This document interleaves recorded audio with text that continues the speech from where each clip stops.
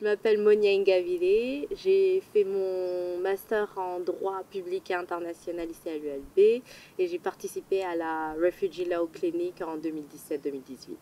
En fait, le cas sur lequel j'ai travaillé, c'était sur le cas d'une jeune femme sénégalaise qui fuyait un mariage forcé et qui craignait d'être persécutée en raison de son homosexualité également parce que, elle avait eu, comme elle était en mariage forcé, elle avait créé des liens avec une amie d'enfance, des liens intimes, et les personnes autour d'elle commençaient à être au courant, donc elle s'est enfuie avec ses enfants issus du mariage forcé.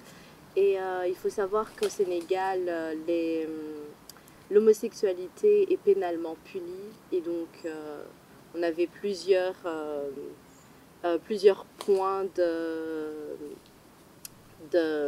d'arguments sur lesquels il fallait se baser, donc le mariage forcé, l'homosexualité.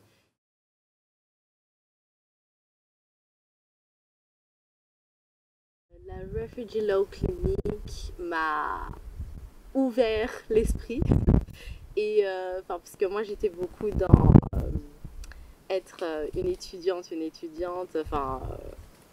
essayer d'être une bonne étudiante et tout ça, et surtout concentrée sur mes études.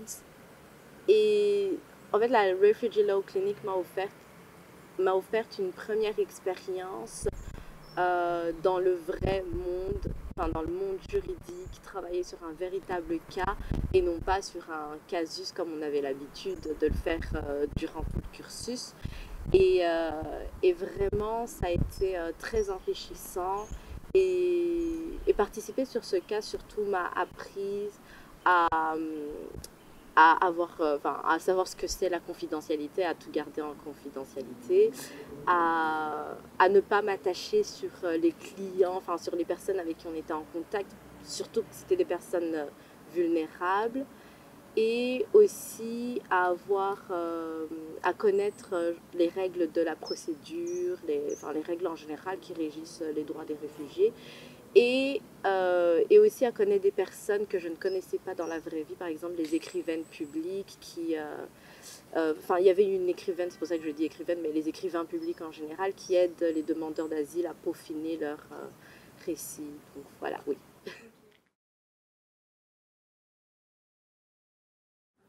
Pour moi, il n'y a pas un genre spécifique d'étudiant à qui je recommanderais la Refugee Law Clinic, parce que ce n'est pas une expérience qui est destinée qu'à certaines personnes qui ont suivi un certain cursus. C'est pour tout le monde, mais il faudrait que ces étudiants-là soient motivés, soient, euh, soient sensibles à la vulnérabilité, soient beaucoup à l'écoute, et de ne pas hésiter à poser des questions à l'avocat ou à l'avocate qui est en charge, et au professeur qui se charge de la Refugee Law Clinic, et de ne pas hésiter à faire appel à ce qu'on voit dans la partie théorique de la Refugee Law Clinic. Ouais, voilà. Ok, ça va.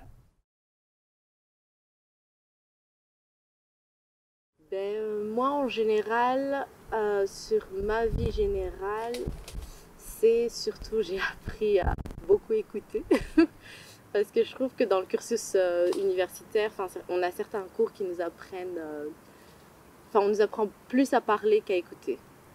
Par exemple, on a des cours de plaidoirie et tout ça, mais ça m'a beaucoup appris à écouter, à prendre le temps de réfléchir sur certaines choses, sûrement auxquelles je n'aurais pas réfléchi.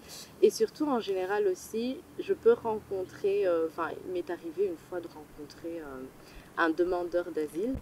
Et justement, je lui ai parlé de l'écrivain public, parce qu'il m'avait raconté qu'il allait passer son interview au CGRA.